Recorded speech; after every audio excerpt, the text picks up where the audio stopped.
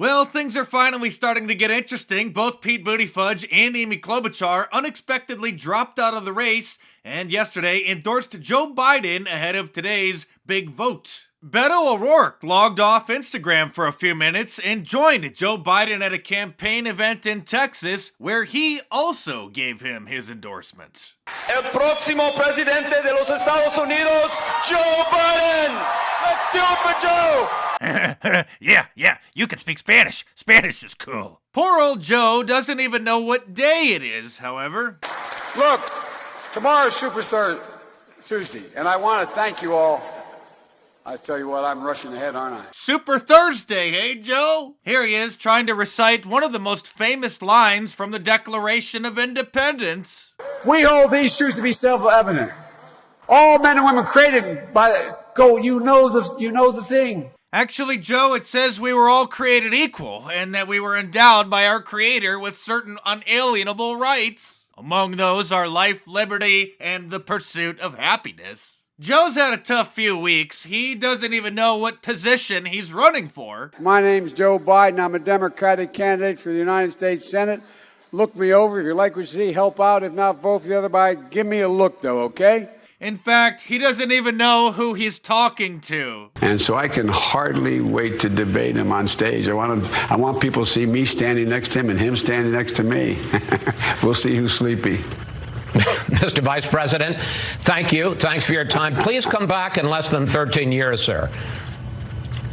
All right, Chuck. Thank you very much.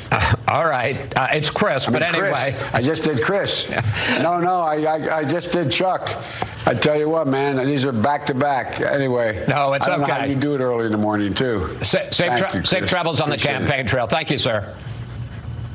Thank you. The only thing more embarrassing than this is probably Tom Steyer's dancing. Here he is just before the South Carolina primary, hoping to connect with black voters by dancing on stage to the song Back That Thing Up. I had to change the music for copyright reasons, but I'm pretty sure you get the point. Despite his best efforts, Tom didn't do very well in the primary and finally dropped out of the race. It looks like Elizabeth Warren may be waiting until tonight to finally drop out. Apparently, she wanted to have an embarrassing Super Tuesday performance first. Despite Amy Klobuchar and Pete Buttigieg throwing their support behind Joe Biden, all signs are pointing to Bernie Sanders running away with the lead. And that would mean more authentic criticism of Bernie Sanders from Chris Matthews, so yesterday, this is how he began his show. Let me start with my headline tonight. I'm retiring. This is the last hardball on MSNBC, and obviously, this isn't for lack of interest in politics.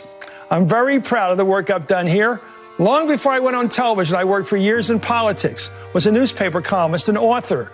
I'm working on another book. I'll continue to write and talk about politics and cheer on my producers and crew here in Washington and New York and my MSNBC colleagues. Matthews' recent comments about socialism have got the Bernie bros all riled up, and so it looks like MSNBC decided to give him the boot. His co-worker Steve Kornacki didn't take the news very well because he sees the writing on the wall that if he's going to continue working for MSNBC, he's going to have to start singing praises of socialism. Of all the television personalities I've ever known as a viewer, Chris is the most human. And I say that as one of the highest compliments I can pay to someone. I'm sorry. I think you got him. And I think he got you. And all of us are going to miss him. That's Hardball for now. Thanks for watching. All In with Chris Hayes starts right now. Well, Mr. Kornacki, my first instinct would be to laugh at you, but when Fox News eventually fires Tucker Carlson for speaking too much truth, I may shed a tear myself. Tonight's true test, however, is going to be how well Michael Bloomberg can do and whether or not he has wasted $600 million for nothing. Sunday night, he bought a 3-minute block of airtime on several of the major broadcast networks to air a message in front of a green screen designed to look like he was already seated in the Oval Office. Oh, and speaking of Mini Mike, here's the president bringing down the house at CPAC on Saturday. But she was really mean to Mini Mike, I'll tell you, the way she treated her. He didn't know what hit him. He's going, oh, get me off of this stage. Get me off. Get me off of this stage.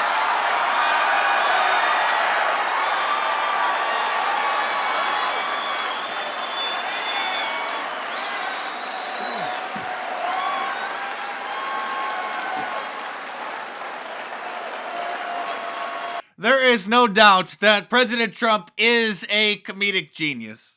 At this point, whoever actually becomes the Democrat nominee is going to be a complete embarrassment for the Democrat Party, and Barack Obama will probably just end up joining the Trump train. Oh wait, what's this? It's my new Obama-Trump t-shirt! We knew Barack was a flip-flopper, but I gotta say, this is a pleasant surprise! Order yours from my online store at markdice.com or click the link in the description below. And like all of my designs, it's available in a t-shirt, long sleeve, and a hoodie, and a whole bunch of different colors as well. So head on over to markdice.com or click the link in the description below and check them out!